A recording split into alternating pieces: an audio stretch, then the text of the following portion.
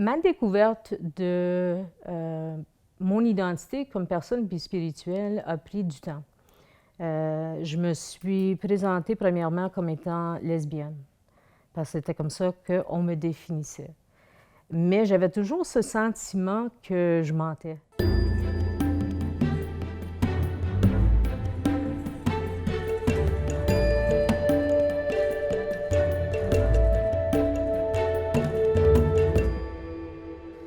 Je m'appelle Diane Labelle. Je suis une personne bispirituelle ou two-spirit qui a un sens différent mais rattaché à la communauté LGBTQ. Je suis mère de famille avec 4 enfants et 6 petits-enfants. La nouvelle phase de ma vie. Je travaille en éducation depuis au-delà de 36 ans. Présentement, je travaille comme une conseillère régionale en développement et pédagogie. J'étais auparavant directrice du premier centre d'éducation aux adultes ici à Kahnawake, qui fait partie du conseil scolaire qui regroupe les nations de la région. Alors, les gens qu'on dit Two-Spirit, c'est des gens qui sont vraiment d'un troisième genre ou qui n'ont pas de genre. Alors, qui ont cette capacité de transcender le corps et vraiment toucher à l'esprit et de jouer des différents rôles dans la communauté, les rôles qui sont nécessaires.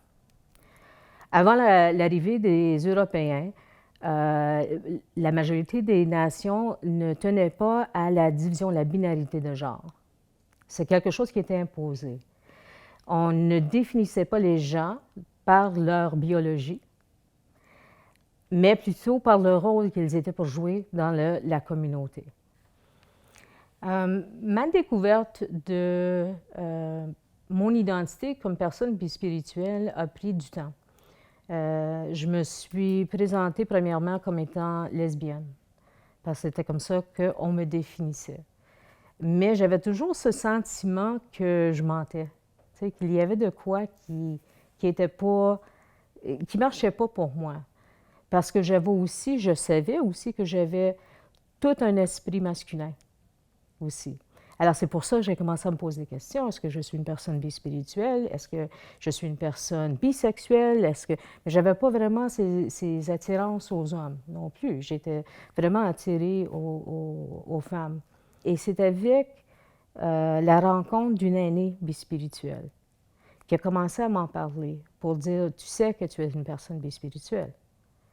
Et là, m'a fait l'historique de cette tradition dans la nation Mohawk, en plus, qui était très important pour moi, que j'ai commencé à m'intéresser à cette question de bispiritualité. Et j'ai commencé à faire de la recherche pour la Société canadienne de la santé mentale. J'ai travaillé avec d'autres personnes bispirituelles à travers le Canada. Et c'est grâce à eux que j'ai été capable de développer plus de connaissances, que j'ai été capable aussi de m'engager avec certaines populations ou certaines nations sur la question de la bispiritualité et que j'ai été capable aussi de me rapprocher à des jeunes qui sont toujours en conflit avec leur identité, comme personnes autochtones et comme personnes bispirituelles différentes. Ma carrière a débuté en 1976, je crois. Je travaillais à ma maîtrise à McGill et je vais terminer un post-bac en éducation avec la possibilité de me rendre dans les communautés inuites. Alors, j'ai commencé ma carrière en enseignement dans la communauté de Tassouiak. Et par la suite, je me suis trouvée dans les communautés Cri. Je suis retournée à Montréal et j'ai pris un poste comme enseignante ici. J'ai déménagé en Colombie-Britannique où j'ai continué mes études ainsi que le travail en enseignement comme enseignante de classe, mais toujours rattachée aux communautés autochtones. Et j'ai rencontré ma conjointe durant ce temps et j'ai fait le retour à Montréal et ici à la réserve pour comme, débuter une vie en famille et notre projet de famille qui incluait toujours avoir des enfants et des petits-enfants.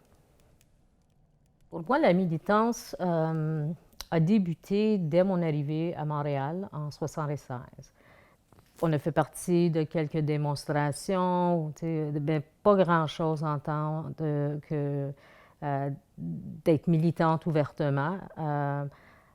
C'est devenu très personnel au moment où j'ai décidé d'avoir une famille. Et là, c'était vraiment une question de changer certaines choses qui permettraient à mes enfants et aux enfants des autres de vivre une vie ouverte. Mais par chance, j'ai rencontré certaines personnes qui m'ont indiqué le chemin aussi, en me montrant certains bars dans la communauté de Montréal. Et je me souviens clairement la première fois que je suis rentrée dans un bar avec d'autres lesbiennes. Et je me suis collée sur le mur, je me suis dit, ah, je suis arrivée chez la maison, là, je me vois. Et que, hey, il y a d'autres mondes comme moi. Tu sais. Alors, c'était super. Le premier bar, c'était le Pont de Paris. Il y avait vraiment deux identités prédominantes pour les femmes lesbiennes dans ce moment, à ce temps-là. Alors, c'était que soit on était butch, qu'on disait butch, alors du côté masculin, et que, ou on était femme, t'es femme. Et qu'il y avait vraiment cette dominance aussi, cette relation dominante de la femme butch à la femme. Et c'était rough par bout les soirs. C'est certainement avec l'alcool que, au fur et à mesure que la veillée s'avançait, qu'il y avait des conflits, des batailles, les policiers qui devaient vraiment intervenir. Je me voyais pas nécessairement comme une personne femme, alors c'est du côté très féminin, mais il y avait des moments où je me sentais un peu plus féminine. Mais je trouvais ça difficile de m'identifier constamment comme étant butch aussi.